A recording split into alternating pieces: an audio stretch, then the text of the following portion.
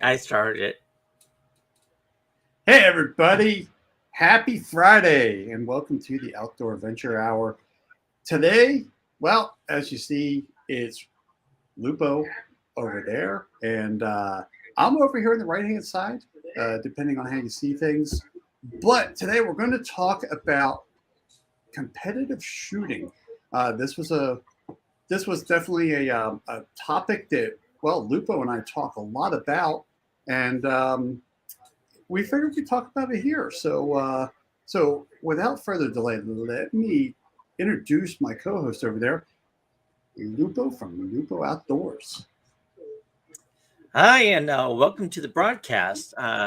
This is actually episode 3 of our podcast for our combination channels here. And as Jason stated, this is all about prepping for competition. So in the what? I thought this was a different podcast. I'm out of here. Yep, there you go. All right, so I was just moved there. So there's lots of different types of competitions when it comes to shooting, right? You have 3-gun. I'm a competition shotgun shooter, so I used to do competitions for skeet, trap, and sporting clays. I'm now getting really, really into long-range shooting competitions. But then, I haven't noticed. Yeah, right. Obsessed. Like it. But it also goes as far as talking about archery. Archery competitions are a really big thing. And then, the 22 rifle competitions, those are actually really interesting and the rules are very cool. But we're going to really kind of just jump in and have a strong conversation about the different competitions and what you should do and what you shouldn't do. Don't make the maverick mistakes that a lot of people make when they jump into competitions. So let's start with shotgun competitions. But what kind of shotgun? Let's stop there. Are you talking about any type of shotgun, or are you talking like trap, ski? Doesn't matter. Doesn't matter. It's all the same. Pretty much. All right. So when you're talking about shotgun competitions and you're talking about the firearm itself, if you're going to do trap, skeet, or sporting clays, you're not going to use a pump action shotgun. Just not. That's my go-to. You're not going to use a tactical shotgun either. That's my other go-to. I know, but you do 3-gun, and that's a different competition altogether. The most common are the semi-automatic. The Benelli makes spectacular competition shotguns. Absolutely, really, really good. Beretta, which is the shotgun that I specifically have. So you have specialty barrels with like a high ridge for trap. I never had to use those. I have 2 barrels for my shotgun. I have a shorter barrel, 28-inch, and I have a 32-inch. And that way I can do sporting clays. I used it for trap, had no problems. And then I used the shorter barrel for skeet. The key is that shorter barrel, I have tube inserts. So if I'm using it for skeet, I have my normal 12 gauge and the chokes for such. And the chokes for skeet are simple. You just buy the skeet chokes. And then I have tube inserts. So it allows me to go down to 20 and so forth, down to 410 gauge. And then I have the appropriate chokes for each one of those. So if I'm doing the competition. So you're saying that you don't change the barrel, you actually just put a tube in there for the next caliber? Yeah. See, that's pretty cool, because I've always had with shotguns, I mean, we've always been 12 gauge, but for us, if you wanted to change out, I mean, we had to change a whole shotgun out. We never had like a tube that would go in. But the tubes have been around for a while. So even for like things like 3-gun, if you wanted to go down to 20 gauge, or 410, all you really need is a tube insert that fits that specific shotgun barrel. So with my setup, I don't know if we'd be running your shotgun in 3-gun. what? I don't know if I'd run your shotgun in 3 Well, gun. no. What I'm saying is, you would run the tube. You do So, realize that we kind of are not gentle on our guns, and you have a $16,000 shotgun. yeah, I have a very, very expensive gun system. I have a Beretta DT10 EELL, which is their top of the line woods and everything. And brand new, that shotgun was 15 grand. With all the different things that I've had, the separate barrel, the tube inserts, the chokes, the set of chokes for the 12 gauge longer barrels, the trigger work's done, the hard case that I could use for travel, everything was about 20 grand total when it was said and done. So when we're talking about getting into shotgun shooting and competition shooting, are you saying maybe not spend 20 grand on your first shotgun? No, do not do that. So the biggest mistake people make in any shooting is they're like, oh, that's awesome, I want to do that. So they buy the most expensive that they can afford or not afford, and they go into debt.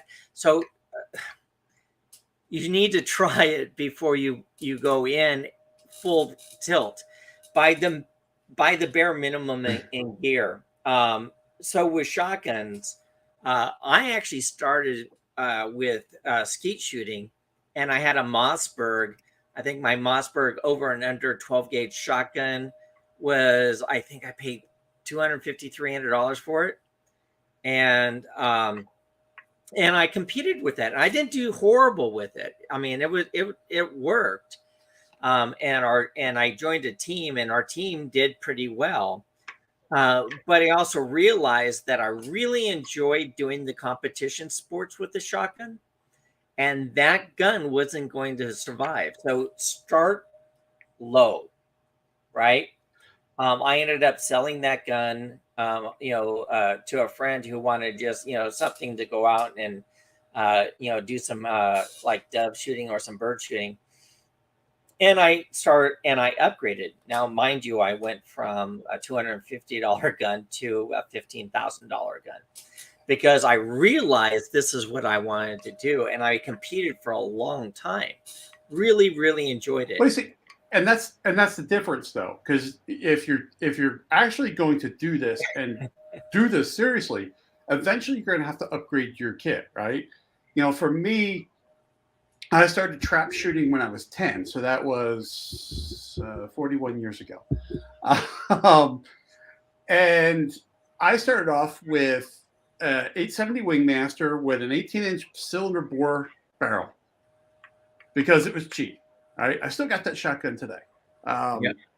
That's not the setup it has now, but that's what I started off, because my father was like, "We're gonna spend a lot of money on you until you figure it out." Meanwhile, he's standing right next to me with a Browning Auto 5, right? Yeah. So I mean, even with like me moving up, eventually I upgraded that shotgun. Like I never had the need for the high vent rib. Eventually, I got a new barrel. Went up to a 26-inch full choke, and then after my dad died, I got his Browning Auto 5, and that's what I used to go out sporting clays with and stuff like that. Yeah. I think he had a 28-inch barrel. But yeah, it's one of those things of if you don't know if this is your thing, don't go out and spend a whole lot of money, because I know a buddy of mine back east, I remember taking him out to shoot sporting clays for the first time. I'm out there with my dad's Browning Auto 5, and this is a guy who really didn't shoot that much, and he just went down to Walmart and bought one of the like import shotguns, and he's not shooting that shotgun anymore, but he at least got a chance to try it without spending a whole lot of cash. Yep. So definitely, if you're not sure, definitely think about think about things, because that's the one thing, I wasn't very big into shotguns, but even in like pistols and rifles and stuff like that, going into 3-gun, you don't have to have all the gear. Right? I mean, you gotta have the basics. Right. And when you're there, there's plenty of people that will just lend you crap if you want to try. The firearms community is like the most generous and supporting community there is out there. So like shotgun, doing trap, skeet, and sporting clays could potentially be the easiest and cheapest way to get in, because a lot of the events are held at these fields that actually, many of them have shotgun rentals. So you're like, oh, I want to try, skeet, or I want to try sporting clays. You can rent the bloody shotgun and just buy the ammo and figure out, hey, I'm enjoying this, or nah, this isn't for me, and save yourself some money. One of the places I started competition at had rentals. So when I was doing skeet and I had my Mossberg, my cheap over and under there, I realized I needed to step up. So for like the rest of the season, I just rented. I actually found one of the shotguns that I just particularly like. It's used like a whole fleet of shotguns, but every firearm's just a little different. And I found one that I really liked, and for some reason, I shot better with that shotgun, that number 36, as a matter of fact, than any of the other ones. And I don't know. I mean, they're all the same brand, same everything. But that one shotgun and I just worked really well together. So I said, "Hey, save that for me, for competition night." And it's easier to rent, figure out whether you like it, and then go from there. As Dustin said, buy once, cry once. Well, that's what I did once I realized that. This is your sport, right? Yeah. When I realized, once you realize this was going to be your thing, you were like, I'm in. Let's stop messing around. Yeah, I mean, it's like when you start talking like price, right? It's shotgun is the cheapest to get into and the most expensive once you're in it. And because people are like, oh no, long range shooting is more expensive. I'm like, I've yet to see a custom long range a long range rifle that costs $15,000. I've seen them at 4, 5, and I've seen 8,000, but nothing quite like a $15,000 gun. Well, yeah, and I've seen no competition where the firearm is at the $15,000 mark. Yeah. Now, mind you, the DT-10 has won more gold medals at the Olympics than any other shotgun. Well, I mean, there is something. It was so funny because, I always thought of Beretta as being a pistol company, right? Yeah. And it wasn't until I was an adult that it's like, wait, Beretta makes shotguns? I mean, I could have looked on their webpage at any time, but I just never did. And then I'm like, I don't know, man. I just don't know about a Beretta shotgun. And then the more research I was doing with them, and then I knew people with Beretta shotguns and started shooting them. And then you're like, yeah, there's something about this. They're not your average everyday shotgun. Yeah. Oh yeah. I like what Dustin said. Yeah. When you where did my mouse go? I'll bring it up. Yeah, once you add the optic and biored, you can get easily around 12 grand. Yeah, but you're still about 3 grand less. And that's before I did any work. Just the firearm before I did anything else was 15 grand brand new. But I still have it. It's right behind me in that case. It's still, in my opinion, one of the most beautiful guns I've ever seen in my life. The engraving is spectacular, and that thing shoots just as good as it did when I bought it. So when you walked into shotgun shooting, right? You've got your entry level shotgun. What else? What other gear did you have? What other kit did you buy to show up with, or did you even have anything? So the thing, people are like, oh, I don't need a vest. I'll just wear my t-shirt and all that stuff. And I'm like, the thing, so the gear you have to have is you have, I got a GPS shotgun bag, which has a pocket for my ears, has a pocket for my glasses, and it has all these different approaches plus all the different tools. And so I can put in my choke gears, so I can remove and add chokes. And that bag alone was about $200. And then from there, you need to be able to get your proper ears. Like I've upgraded my ears now to like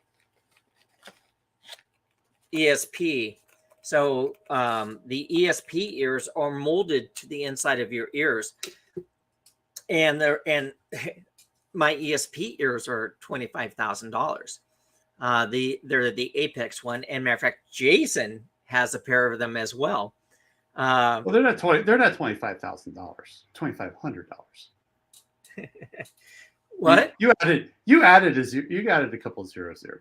They're $2,400, not $25,000. Yeah, they're $2,400. I was sitting there going, I got the exact same hearing protection. Yeah. It was not 25. So here's the kick. kick. You must have got the solid gold ones. Yeah, right. My inside are solid gold. So the kick is when you're with shotgun shooting,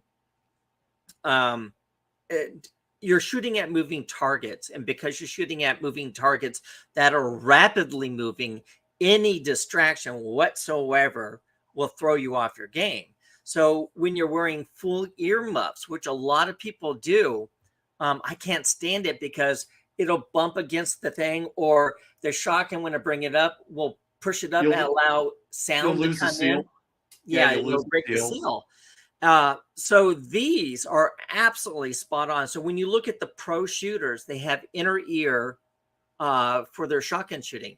Now, are these good for like 3-gun or at the shooting range? Not so much. Because what I've discovered is, especially at shooting range, I can still feel the concussion of the shooters next to me. And that it doesn't amplify, but it feels super loud. So when I'm at the shooting range, I'll either double up and have my ESP ears in, and then the clamshells over my ears. And then that way I can still focus, or I'll just use the full clamshell ears. But when I'm at the rifle range, I'm finding the same thing. I took my my new long range rifle, which I haven't done a review yet on it, but I'll talk about it here. I got a Ruger Precision in 308. And when I was at the range, people 3-4 stalls away, everybody has a muzzle device on, and it's shooting the sound out to the sight. So it sounds like cannon fire going off all around me. And I was wearing these, and I had to put my other ears on so I could focus. So these are great, absolutely great. If there's nobody else around and you want to protect your hearing, fantastic. If you're in an indoor range, I don't recommend the ESP ears unless you double up. Even ESP will say that too, because I had ESP on the podcast. We did a podcast, and he's flat out said, if you're in an indoor range, double up. Yep, double up on them. Yeah. So when you're talking about gear for the shotgun, get a vest. You want the vest with the different pockets so you can have a round of shells. And if you're a reloader, you want to be able to collect your shells instead of toss them away, right? I was all about reloading, so I made sure that all my shells were specific at 1,200 feet per second. But that vest also, many of them have a pocket where you can put a gel pad right here. Yeah. And people are like, well, I don't need that. I've been shooting my whole life, blah, blah, blah. And I said, yes, but you haven't shot 200 rounds in one day in just a couple of hours. You want that gel pad. I never had a vest growing up. It wasn't until I was an adult and after my father passed away that I got a vest. And Yeah, it's amazing. That gel pad is really amazing how much it takes the abuse for you. Oh yeah. I, After I started shooting with a vest, I was like, how the hell did I shoot this long without a vest? Um, People don't think about it. They'll show up to events wearing a t-shirt. They're like, "Oh my God, my arm is so, my shoulder is so sore." And I'm that like, was "I'm me. fine." And I did 2 competitions and you did 1. Like, well, how come you're okay? And I'll sit there and I'm like, I have a vest. And even the vest without the gel pad is usually a cushion right here and it's all like, sewn in.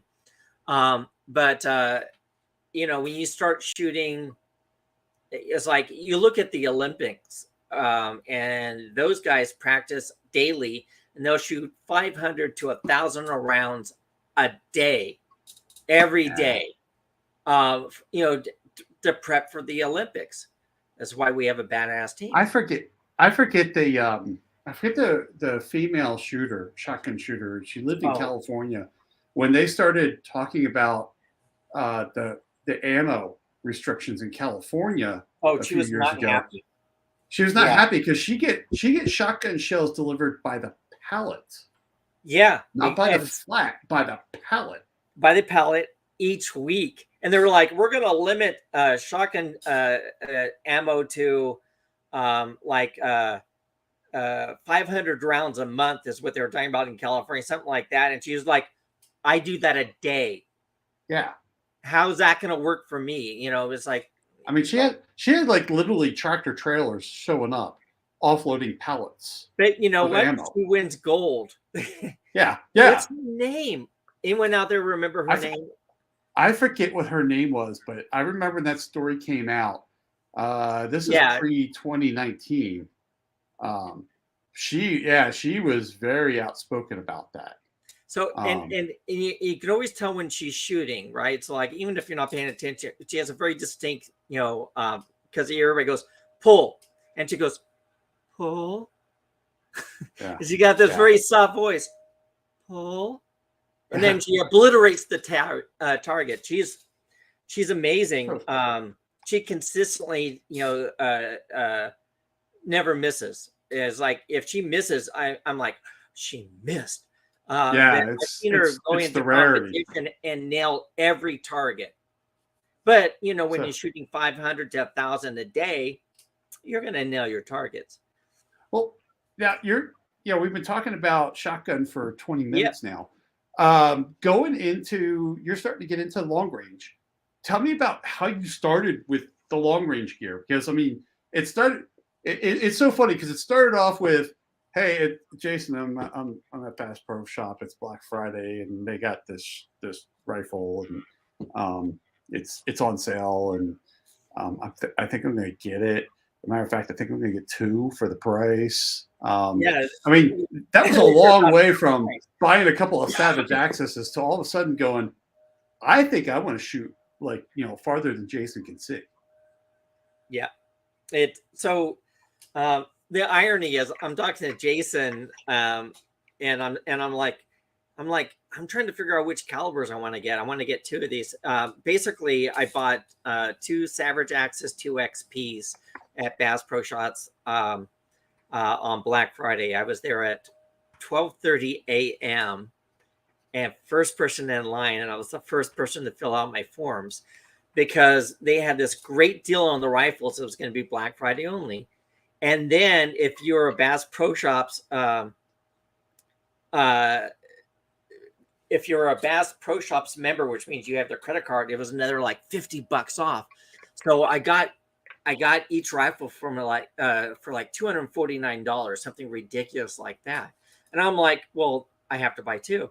So talking to Jason, I sat there and said, well, eventually I want to do reloading. So I wanted to stick with a 30 cal. So I bought one in a 308.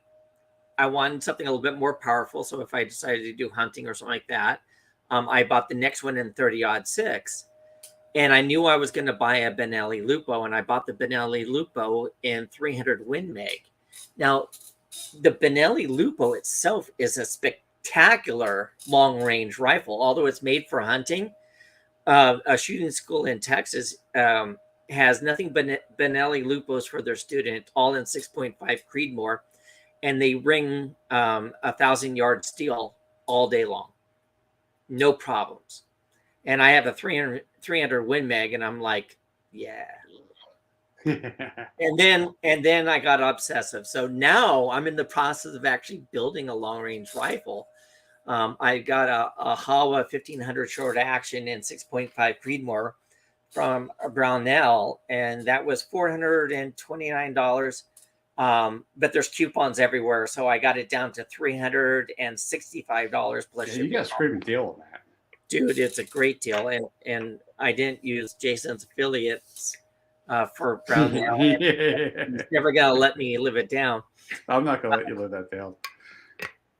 It's so the problem, and then the gear when you're turning a long range, you got to make sure you have a bag. You need to make sure that whatever rifle you get. So I have 3 potential rifles that will do long range. I bought a Ruger Precision in 308, which is perfect. But I literally just got a Ruger Precision rifle barrel that's brand spanking new, that's never been fired, that a guy got when he bought his rifle in 6.5 Creedmoor, and he gave it to me for $200, and Ruger sells them for $600. So I'm excited about that. So I now have a spare barrel, and then I have my Benelli Lupo and 300 Win Mag, and I can just put a good scope on that, go out there, and God, that thing is just spot on accurate. If you've never shot a Benelli Lupo, what are you waiting for? And it's a reasonably priced gun. It's just amazing. The problem with the Benelli Lupo is there's like no aftermarket cool stuff for it. Yeah. Like, Remington 700s or the Hawas or the Ruger. You are talking about guns that have been out for a few decades now. Benelli's been 3 years, maybe, 3 years. 3 years. That rifle will start catching on. I mean, that's the problem. You start getting out to those Remington 700s, and 700 was it introduced in the 50s? I think something like that. Yeah. I mean, it's had a lot of time for. I mean, patents had expired on that rifle. But yeah, that's the one thing is I like about when you start going in. If you're looking at a competition, don't kill yourself on your gear or your gun. But if you choose the right gear and gun, you can upgrade it, right? I mean, the key. That's the great thing. Here's the key. So like Dustin says, buy once, cry once. That is actually very accurate in different aspects here, especially when it comes to your scope for long range, right? So, like we've talked about in the past, that when it comes to your scope, the rule of thumb for your scope is 2 to 3 times the cost of your rifle. If you upgrade the rifle or you upgrade any gear, the scope is the one thing that you should buy once and cry once about. Make sure you have a spectacular one. Vortex makes fantastic scopes, but what I like about Vortex more than anything is they have an unconditional lifetime warranty. Something goes wrong, not a problem. So WR out there, he goes, I am my only competition and I usually lose. Ironically, I just created a couple of shorts, and one of them is going up tomorrow. And I'm going to have a whole series of shorts about the maverick mistakes people make when it comes to competitions. And one of them is your own brain. Everyone psychs themselves out, and then it completely affects your shooting. So a big thing that people like to say in shooting is, I had a flyer. Who's heard them? Someone said, oh yeah, I had great groups and then I had a flyer. Yes, everybody? Yeah. There is no such thing as a flyer. Yes, there is. There is a flyer. They're off of Broad Street in Philly. Yeah, they play hockey. But when it comes to that, like I watch a lot of YouTubers and they're like, oh, I got a flyer. I don't know how that happened. What happened was you moved before you shot. You adjusted or you changed your angle. That's how you got to fire. If your rifle barrel is doing sub MOA consistently, and then you get a flyer, and then it's consistent again, and you're using the same exact ammo from the same exact batch, that flyer was you, not the rifle, not the ammo. Well, there's a reason why we sight in on groups, right? Yep. Is to eliminate certain variables. But yeah, it's true because like I'll tell this story.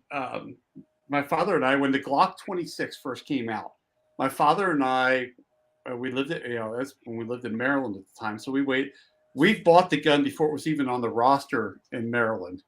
Waited till it got on the roster, then waited our waiting period and then picked the guns up. We went to the gun range, and neither one of us could shoot these Glock 26s to save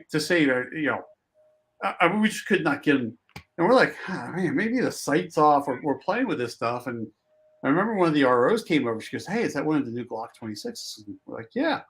So she was an M6 shooter.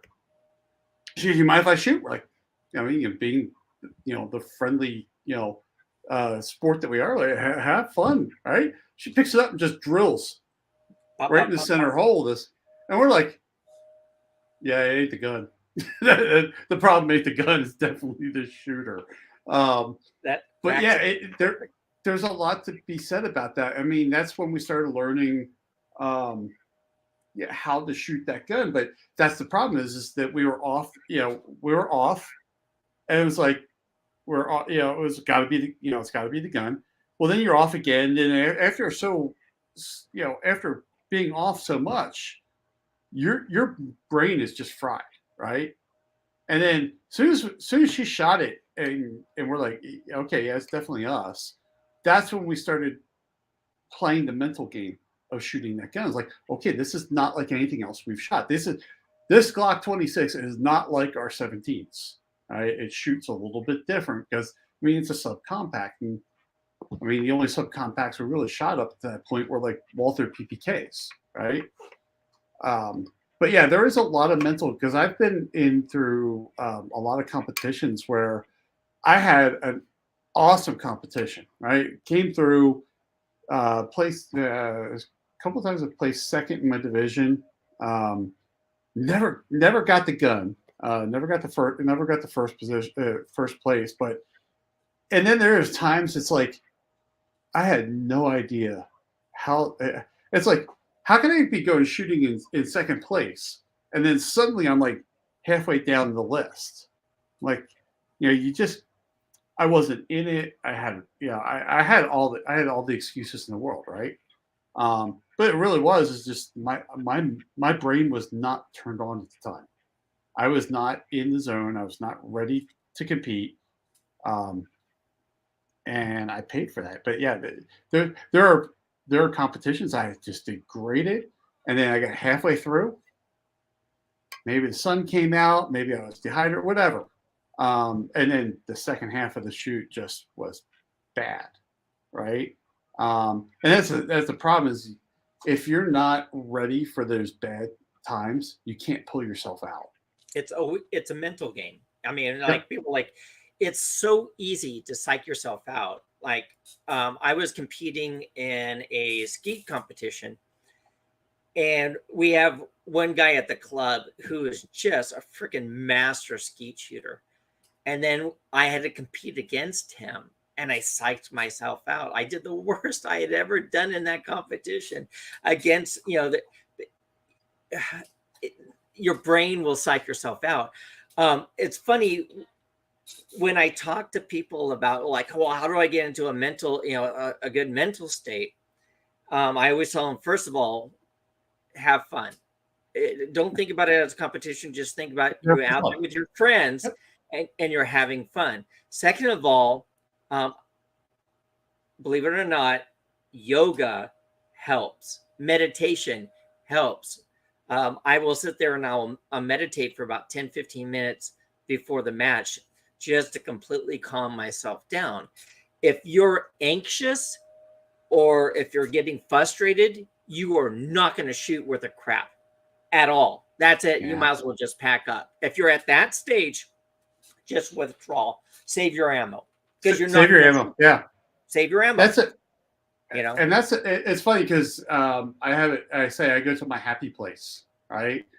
There are times I will put a pair of earbuds in, put some music on, close my eyes, and just kind of just relax, right? Just kind of chill out. I've checked in. I've gone through all my gear. I've got my mags loaded. It's just time to it's me time at that point, right? So I just kind of put some earbuds in, listen to some music, just chill out.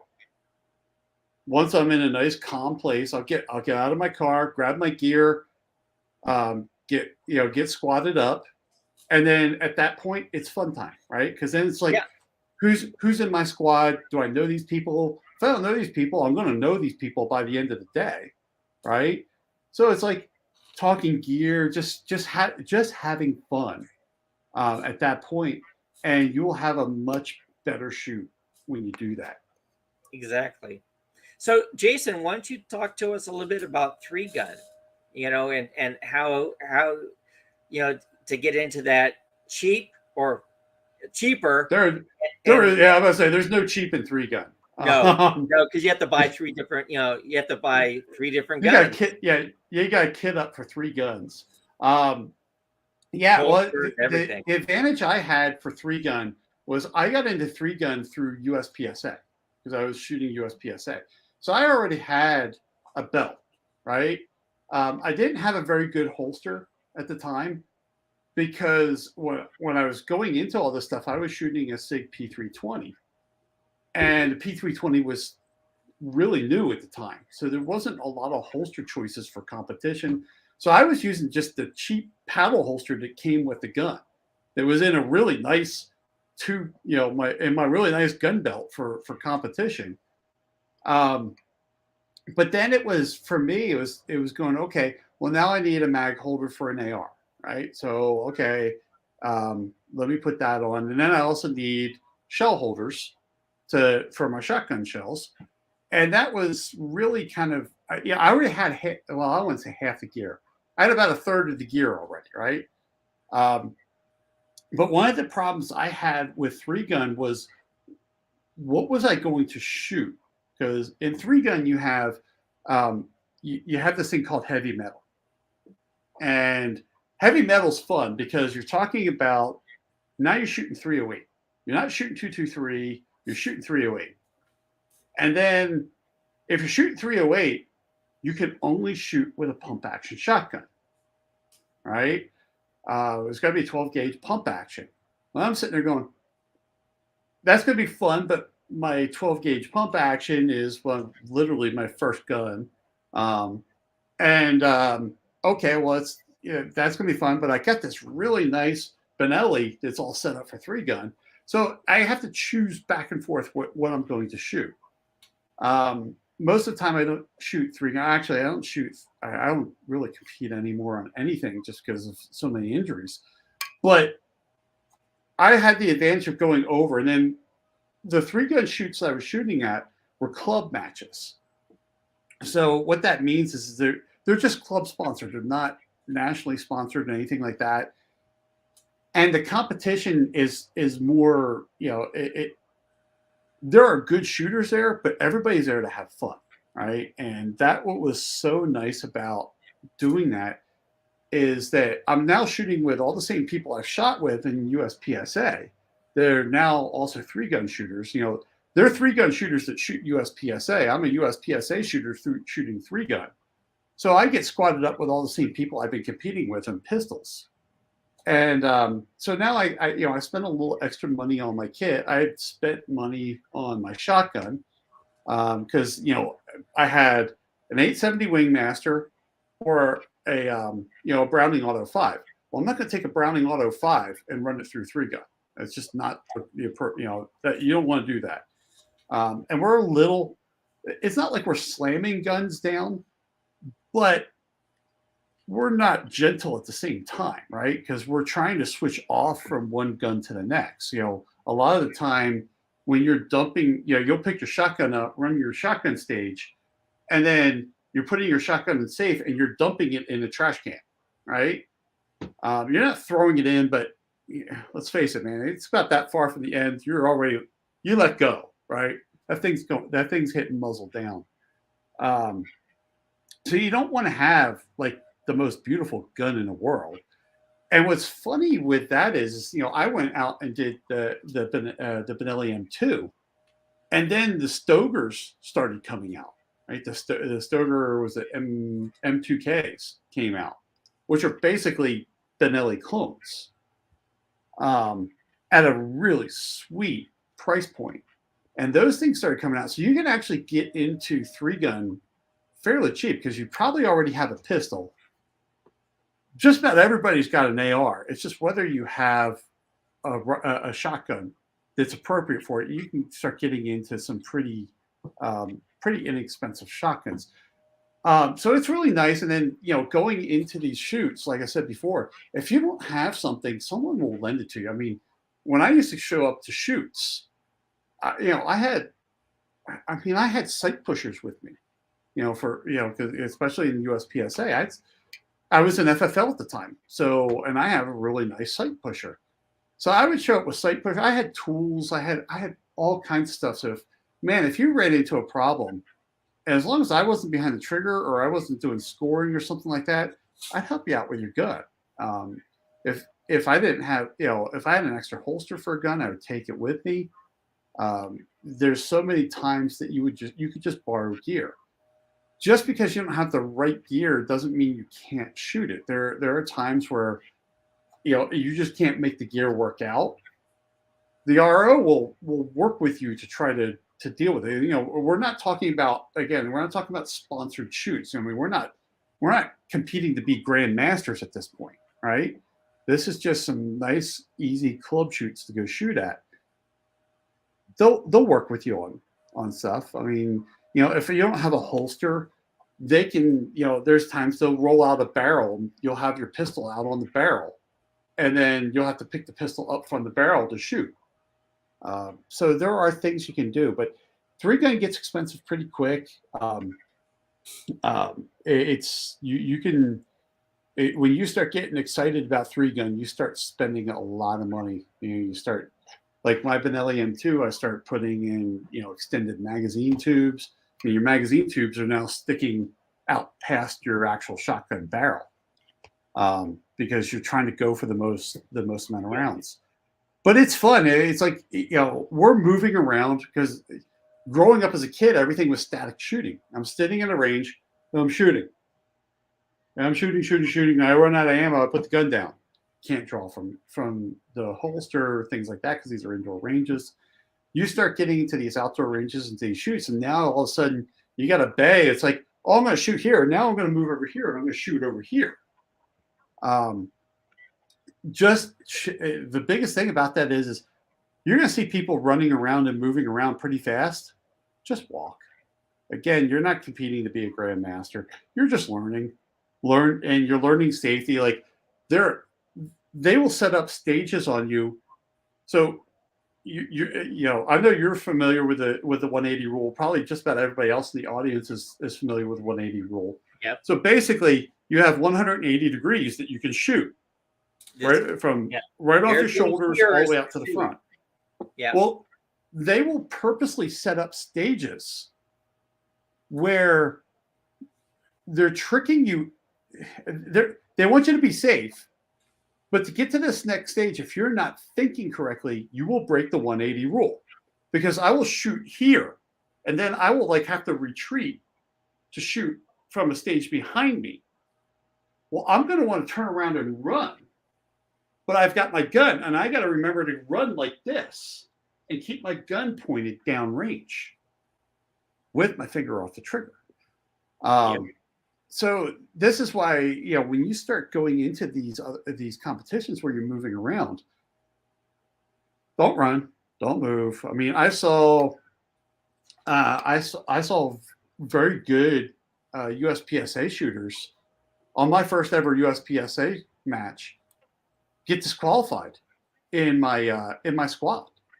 These are like really good shooters. Eventually you'll get disqualified. It happens. I saw one shooter. He would, you have the kind of like the snow netting that that you can see through, but that's your barricade that you're going around. I saw one shooter. He was shooting from here, and he was moving to his left. And as he was moving, he's keeping his gun pointed down range. But the snow netting came out and caught his front sight, and actually pulled the gun right out of his hand. And if you drop a gun, you're disqualified. Yep. So it was so funny because I remember seeing that, and the whole squad. I was like, the whole squad knew each other. They knew me, but they didn't know me from shooting. Right? They knew me because I sold them their guns. And the whole squad. And this guy used to be, he does ROs, and he's apparently a really hard ass as an RO. The whole squad is just standing in a circle around this gun on the ground, staring at it, just mocking this guy because they're all sitting there staring at the gun going, you just got disqualified. It's all fun. Don't get frustrated, but it does get expensive to get into. Just start off light, like me. Like I said, I started off with the free paddle holster. It sucked, but it's what I had. I used it for 3 years before I actually got a competition holster I liked. Just use what you got. If you got a leather holster, you've got a leather holster. That's what you're going to show up with. No, exactly. Again, it's to have fun. Exactly. Well, the thing is the moment you're not having fun, then you need to find something else to do. Yeah. Stop wasting your money. I found that, so I know a handful of competition, shooters who don't reload. And the reason why they don't reload is that they're sponsored by a ammo manufacturer. So they get all the ammo they want for free. So why bother reloading? Or I know a guy back in California who does shotgunning. And he has a buddy who specifically reloads for him, knows exactly, and hand measures and everything. And I was like, I had 3 presses. So I had a progressive press for my 7.5s. I had a manual progressive for my my 9s, and then I had a Lee single stage for my 8s. Because I shot more 7.5s for like sporting clays. And then my next most ammo that I would shoot is 9s for skeet. And then I would do trap from time to time. So that wasn't really important to me. But having a progressive pass, like boom, boom, boom, it's like plop, plop, plop. I'm like, this is the greatest thing in the world. And I got spoiled because, when we were shooting trap when I was a kid, you shot it, you cleaned it, you reloaded. Right. And we had a mech press, a mech progressive press. That's what I was using. I had to get rid of that thing. I finally got rid of it 20 years ago because it sat through one too many flooded basements. I didn't reload for a long time. It wasn't till I think it wasn't until like 15 years ago that I finally finished shooting the reloads that I reloaded when I was a kid, because we were shooting a lot of trap back then. So yeah, I got spoiled by that, but I know what you're talking about with the Lee single stage, because I actually have one in the closet. That's what I reload off of now, because I don't shoot a lot of shotgun. And that's kind of a thing. I know we had a question earlier about like what you shoot, and I said you shoot reloads, and you have a very specific reason why you reload. Was it you shoot like 1,200 feet per second? Is that what you reload to? So let me touch on that real quick. If you are into competition, right, and you find that you're not shooting consistently, it's because, especially at moving targets, but even non-moving stationary targets, you need to train your brain for a specific speed. We have so many different things that get involved: wind, distance, bullet weight, blah, blah, blah. The thing that you need to stay consistent on more than anything else is the speed of the round. So in shotgun shooting, I knew I would beat somebody if they were just randomly buying shotgun shells. Oh, I'm going to shoot some nines. I got some 7.5s, and I got some eights. I'm like, and they're all, and I'll look down because they're all in the same pouch. I'll walk over and introduce myself, and like, yeah, and I'm checking out their gear, and if I look over and their shotgun boxes is whatever's cheapest at Walmart, I'm like, I don't care how good you are, because if you're really good, yeah, what are you trying to say? If you're good, you would stay consistent. For moving targets, if I know my lead is out like this far from my barrel at 1,200 feet per second, any deviation, I'm either going to not fully break the target or I'm going to miss the target completely. And you talk to any professional shooter, and especially for like long range and all that stuff, bullet weight, round speed, consistency, and because if you go from a like 147 grain bullet and it has a specific speed, and then you go to like 120 grain bullet and it's a different speed, you're going to have trouble hitting that target, because if you go to ATN, they have their day and nighttime scope. I have one. What I love about that is when you're doing your dope on that, it keeps it and does the ballistics for you. But it wants to know the bullet weight and all the information about that round. And then it figures out the calculations. If you're not consistent with the rounds, the speed, and the weight, because different rounds do different things, you're going to have a hard time, So what I normally do is I try to find, like, with shotgun shooting, because I'm just getting into the long range rifle, but I'm using the same theory. I find 3 different types of ammo that works well with my rifle. And I try to stay consistent with that, because rifles like some things better than others. But stay consistent. Try to buy that specific brand, that specific bull rate, and that specific consistency of speed. And that way, you've taken that out of the equation. And if something else is going on, it makes it less things to deal with. I can now figure it out. Oh, okay, I'm not looking at the mirages correctly. I'm not getting my wind direction from the mirages or from my wind indicators. So take as much out of the equation as possible, so you have that consistency. So any other deviation or problem, it makes it less that you have to understand and figure out at that last moment, because you are timed. So you don't have time to start over from scratch. You got to go, I only have 2 equations that are messing with me right now. One is wind, and the other one is I'm pissed off. And only one of those you can control. Yep, that's exactly right. Yeah, it's funny about that, because I even reloading as a kid, we had a powder, we had the thing set for a certain amount of weight, a certain amount of grains of powder and stuff like that. Certain powder. We never chronoed any of that stuff back then. We're talking about going back into the early 80s.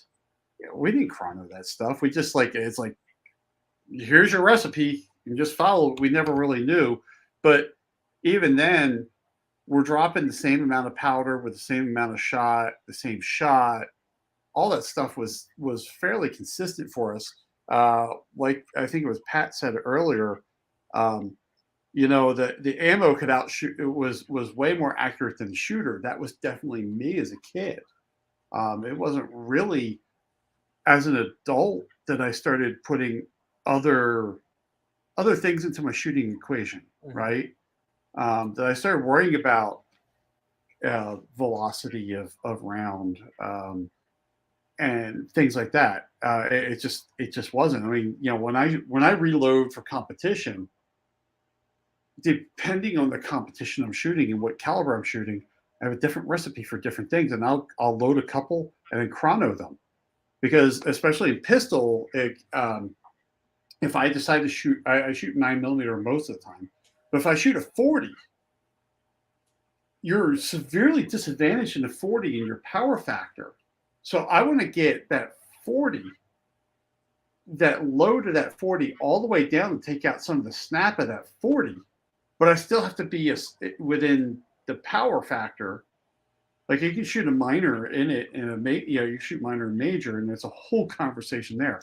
But you need to understand what your bullet speed is, because that depends on what your power factor is. And if you're at an actual sanctioned shoot, they will chrono your ammo. And if your ammo does not chrono out correctly, you could be disqualified for that. And then labeled a cheat. Yep. Yeah, it's if it wasn't so damn fun. I mean, we didn't even talk about cowboy shoots. There's a lot of stuff we didn't talk about. Huh? So there's a lot of stuff we didn't even get to. Oh, not even close. And we're running up against the wall here. We got just under 4 minutes left. Yep, we got about 4 minutes. Are there any questions from the group? And while we're waiting for that, what do you got coming up on your channel? You've got some content that you're working on. Yeah, so I've got some product reviews that I'm working on right now. I'm going to be doing a full review of the ESP ears because my original review that I was going to put up is changed. So watch for that. If you're not currently a subscriber, please subscribe to the channel. I got a lot of really neat content coming up. I'm going to be doing a full review of the Savage Axis 2s, both the 308 and the 30-06. But I'm going to take the 308 and I'm going to see how far I can shoot that, like I'm doing a competition. And I'm going to grade it. I want to see just where the limits are. And then we're going to modify it and to see what I can do to modify that to get it to like 1,000. Tweak it a little bit farther. Yep. Yeah. The goal for each weapon is to do 1,000 yards. So I have a Savage, I have a Savage 2 XP and 308. And we're going to see how far we can get and then what modifications we can do to get it to 1,000 yards consistently. I have an older version of the Savage Tactical with a bull barrel on it.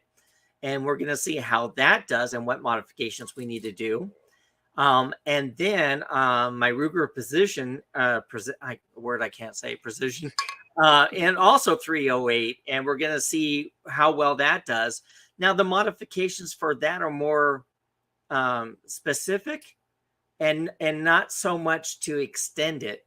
And we're going to actually try to use the same scope in all three. So the scope is pulled out of the element. Awesome. So all coming up. Pat in the Bunker just subbed to your channel there. Thanks a lot, Pat. Oh, thank you. Lupo's a great guy there.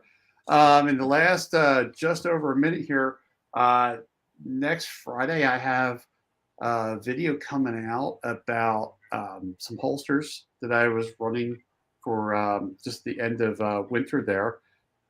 They are a level 2 retention holster that is leather, and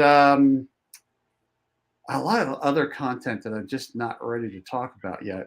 But definitely go check that out. And then in the last minute here, next week, you're going to want to join us as we talk about power water sports. We're going to change up from a little bit of shooting to a little bit of fun on the water.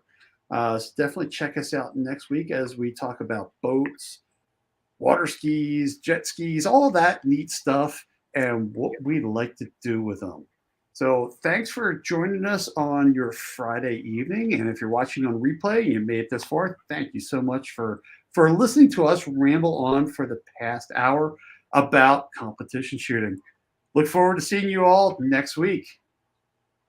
And we'll see you again on the Outdoor Adventure Hour. Thank you guys so much for listening. We'll see you soon.